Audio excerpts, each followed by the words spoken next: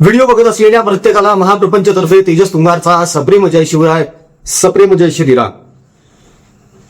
लोकसभा निवडणुकीच्या वेळी शरद पवार यांनी एक पत्रकार परिषद घेतली. त्या पत्रकार परिषदेला अमोल कोल्हे सुद्धा उपस्थित होते. आता अमोल कोल्हे यांना प्रश्न विचारण्यात आला की जशी ऑफर शिंदे गटातल्या खासदारांना दिली गेली, ते निघाले, शिंदे सेनेत आले उबाठामधून, तशी काहीशी ऑफर तुम्हाला देण्यात आलेली आहे का? अमोल कोल्हे बोलले की नाही, अशी काही ऑफर मला देण्यात आलेली नाहीये, मात्र जर अशी काही ऑफर आली तर त्याचा विचार केला जाईल, करूया विचार. म्हणजे बघा, तिकडे सुद्धा आता हालचाली सुरू झालेल्या आहेत शरद पवार गटामध्ये निघायच्या. त्याचं कारण असं आहे की विरोधात बसून याच्या हाताला काहीच लागणार नाही आणि शरद पवार सत्तेशिवाय राहूच शकत नाहीत. त्यांचे कार्यकर्ते, त्यांचे नेते, पदाधिकारी देखील तसेच आहेत. सत्तेशिवाय यांना अजिबातच करमत नाही. कदाचित असंही होण्याची शक्यता आहे की जसं अजितदादा पवार यांना शरद पवार यांनी स्वतःच पाठवलं होतं शपथ घेण्यासाठी देवेंद्र फडणवीसांसोबत, तो सकाळचा शपथविधी, तसेच काही खासदार आमदार हे पाठवून देतील शिंदे सेनेमध्ये किंवा भाजपमध्ये. पण प्रश्न असा आहे की या लोकांना भाजप घेईल का? अमोल कोल्हेला भाजप घेईल असं अजिबात वाटत नाही. त्यानंतर बजरंग बाप्पा सोनवणे यांच्या मुलावर तर आता गुन्हा दाखल झालेला आहे, क्रिमिनल रेकॉर्ड बनलेलं आहे, चरित्र सगळं जिकडे तिकडे झालेलं आहे. त्याच्यामुळे त्यांनाही चान्स नाही. सुप्रिया सुळे येणं शक्यच नाही. राहता राहिलं कोण आहे आता? ते 8 खासदार फक्त, त्यांचे 8 का 9 खासदार, त्यातले 3-4 जण तर अजिबातच जाणार नाही आहेत. बाकीच्यांचं भविष्य तितकं काही उज्ज्वल नाहीये किंवा त्यांचं असं काही फार कर्तृत्व देखील नाहीये. त्याच्यामुळे त्यांचाही उपयोग असा काही नाहीये भाजपला. त्याच्यामुळे हे भाजपमध्ये येण्याची शक्यता कमी आहे. त्यात परत आता शरद पवार यांनी एक स्टेटमेंट केलेलं आहे की आमचा कोणताही आमदार फुटणार नाहीये आणि कोणताही खासदार फुटणार नाही. पवारांनी दौरे केले, भेटी घेतल्या पदाधिकाऱ्यांच्या, नेत्यांच्या, आणि ते बांधून ठेवण्याचा त्यांनी प्रयत्न केला. आता हा प्रयत्न कितपत यशस्वी होतो हे बघणं अत्यंत गरजेचं आहे. तर ती जी पत्रकार परिषद होती ना, तेव्हा शरद पवार असं बोलले होते सुनेत्रा पवार यांच्याबद्दल की सुनेत्रा पवार या बाहेरच्या पवार आहेत, आणि त्यावर हा अमोल कोल्हे फिरी घाण मत्सरी द्वेषी हसला होता. मात्र आता रोहित पवार यांनीच सिद्ध केलेलं आहे की सुनेत्रा पवार या आतल्या पवार आहेत आणि सुप्रिया या बाहेरचे सुळे आहेत. रोहित पवार यांनी सिद्ध केलं आहे. बघा, आजोबांचं बोलणं जे म्हणणं जे आहे ते स्टेटमेंटच रोहित पवारनं खोडून टाकलेलं आहे. आजच्या व्हिडिओमधून तुम्हाला हे नक्कीच जाणवेल मित्रांनो, आणि हे सिद्ध देखील होईल. त्यामुळे आजचा व्हिडिओ अजिबात चुकवू नका, पूर्ण बघा. एक हात जोडून विनंती आहे मित्रांनो, बघा, मराठवाड्यामध्ये अनेक ठिकाणी अजूनही दुष्काळग्रस्त परिस्थिती आहे. शेतकरी हवालदिल आहे. त्याचे लेकरं, वृद्ध माता पिता यांचे औषध उपचार या विवंचनेमध्ये तो आहे.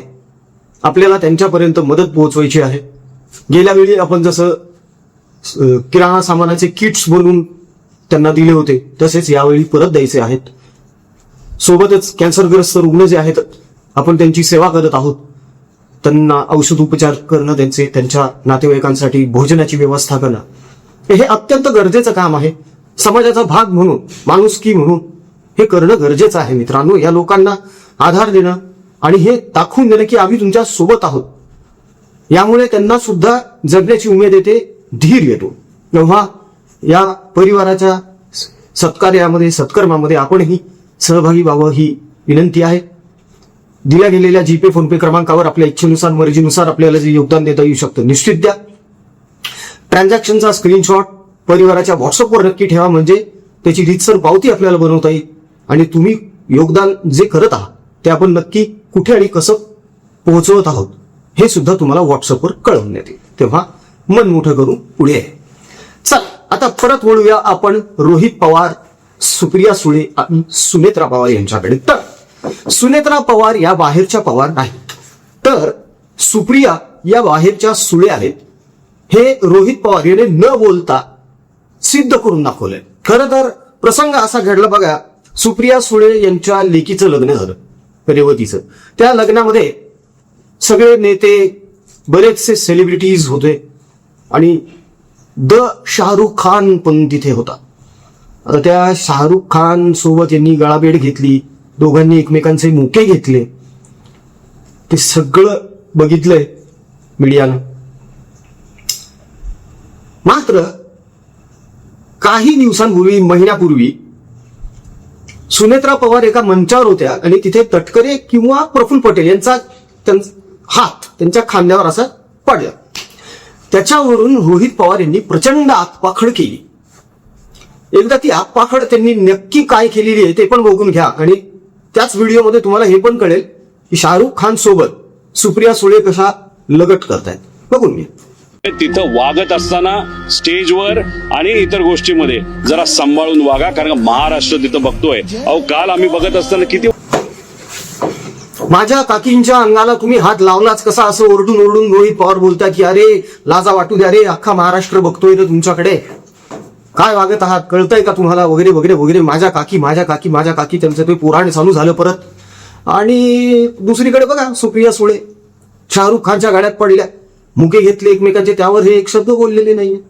या अगोदर देखील संजय राऊतांनी डान्स केलेला आहे सुप्रिया सुळे यांच्यासोबत, त्यावरही रोहित पवार काहीच बोललेले नाहीये. यातून काय सिद्ध होतं, काकींसाठी ह्याचा जीव तुटतोय, आत्यासाठी तुटत नाहीये. म्हणजेच काय, सुनेत्रा वहिनी ह्या आतल्या पवार, का तर रोहित पवारला प्रचंड त्रास झाला त्या गोष्टीचा, तो हात त्यांच्या खांद्यावर पडला तेव्हा. मात्र सुप्रिया सुळे यांनी जी लगट केली किंवा शाहरुखनं त्यांच्यासोबत जी लगट केली त्यावर हे चकार शब्द बोललेले नाहीयेत. यातूनच कळतं की आत्याबद्दल यांना काही विशेष प्रेम नाहीये. का? कारण त्या बाहेरच्या सुळे आहेत हो, म्हणूनच. आणि हे आतले पवार आहेत. शरद पवार जेव्हा बोलले होते की सुनेत्रा पवार या बाहेरच्या पवार आहेत, तेव्हा वहिनी रडल्या होत्या बरं का.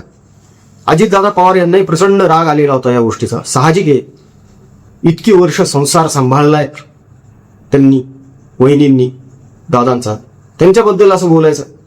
मग स्वतःच्या मुलीबद्दल का नाही बोलत हे असं काही. सुप्रिया सुळे या तर धडधडीतपणे सुळे आडनाव लावतात ना, मग त्या आतल्या कसं काय झालं, कमाल आहे. बरं, ह्या क्वचितच सासरी असतात बरं का, क्वचितच. बाकी ह्या कायम बारामती आणि दिल्ली इथेच मुक्काम असतो यांचा.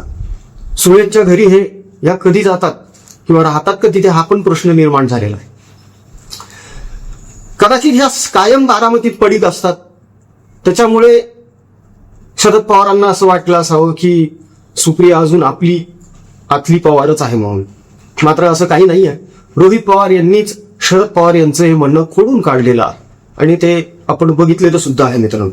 खरं तर रोहित पवार जे काही बोललेले आहेत ना सुनेत्रा वहिनींबद्दल, ते सगळं ढोंग आहे, ते सगळं थोतांड आहे, मिथ आहे सगळं. ह्यांचं अजिबातच प्रेम नाहीये सुनेत्रा काकींवर, आणि हे वेळोवेळी दिसून आलेलं आहे. कारण ह्यांनीच आतापर्यंत वहिनींना खूप पाण्यात बघितलेलं आहे. रोहित पवार यांनी सल्ले सुद्धा दिले काकींना, काकी तुमच्या आजूबाजूला चांगली लोक नाही आहेत बरं का, सांभाळून राहा वगैरे वगैरे वगैरे. त्यांना सांभाळून घ्यायला देवेंद्र फडणवीस आणि एकनाथ भाई शिंदे दोघेच जण मजबूत आहेत, काफी आहेत.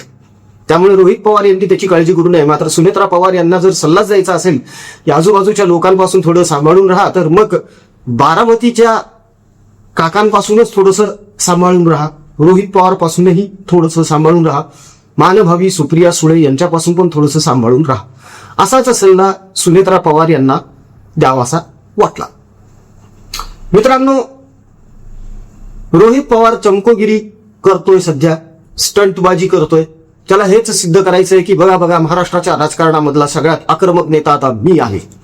पण हा आक्रमकपणा फोल आहे, कारण हे 6-6 महिने स्वतःच्या कर्जत जामखेड या मतदारसंघातही फिरकत नाहीत. यांनी तिकडे लोकांची किती कामं केली आहे, किती जनसेवा केलेली आहे हे पण कोणाला माहित नाही. राम शिंदे यांनी तर स्पष्टच सांगितलेलं आहे, 6-8 महिन्यातून एकदा हे मतदारसंघात येतात, सकाळी येतात, दुपारपर्यंत थांबतात, निघून जातात. मुक्काम सुद्धा नसतो यांचा कधी तिकडे. आणि हे आता सिद्ध करायला निघालेले आहेत की बघा बघा, या राज्यातला सगळ्यात आक्रमक नेता आता मी आहे. सगळ्यांना सगळं माहीत आहे की रोहित स्टंटबाजी करत आहे. मात्र बोलण्याच्या नादामध्ये आपण आपल्याच आजोबांचे विधान कसे खोडून काढलेले आहे हे कदाचित त्यांच्याही गावी आलेलं नसावं. सहज म्हणून विचार करत असताना हा मुद्दा डोक्यात आला आणि म्हणून आतले पवार बाहेरचे सुळे असं टायटल घेऊन आपण हा व्हिडिओ केलेला आहे. मित्रांनो, कसा वाटला कमेंटमध्ये नक्की कळवा. जाता जाता परत एकदा विनंती आहे मित्रांनो, दुष्काळग्रस्त जे आपले शेतकरी बांधव आहेत, त्यांचं कुटुंब आहे जे हालाकीच्या परिस्थितीत आहेत, अजूनही पाऊस पडतच नाहीये. पावसानं दांडी मारलेली आहे मराठवाड्यामध्ये. कॅन्सरग्रस्त रुग्णांचे देखील हाल होत आहेत, त्यांच्या नातेवाईकांचे हाल होत आहेत. भोजनाची सोय करायची त्यांची. तेव्हा आपल्या परिवाराच्या या सत्कर्मामध्ये आपण निश्चित सहकार्य करा, पाठिंबा द्या आणि योगदान द्या. जीपे फोनपे क्रमांक तुमच्याकडे आहे मित्रांनो. विनंती आहे त्यावर योगदान दिल्यानंतर त्या ट्रान्झॅक्शनचा स्क्रीनशॉट आपल्या परिवाराच्या व्हॉट्सअपवर ठेवा, म्हणजे त्याची रीतसर पावती आपल्याला बनवता येईल आणि तुमचं नक्की योगदान आपण कुठे कसं वापरत आहोत हे सुद्धा तुम्हाला कळवता येईल. तेव्हा जास्तीत जास्त प्रमाणामध्ये प्रभू श्रीरामाचं नाव घेऊन सहकार्य करा. व्हिडिओ कसा वाटला कमेंटमध्ये निश्चित कळवा. चॅनलला सबस्क्राईब करा, व्हिडिओला लाईक आणि शेअर करा. जय हिंद, जय महाराष्ट्र, वंदे मातरम, जय शिवराय, जय शंभूराजे, जय भवानी, जय जगदंब, भारत माता की जय, जय श्रीराम.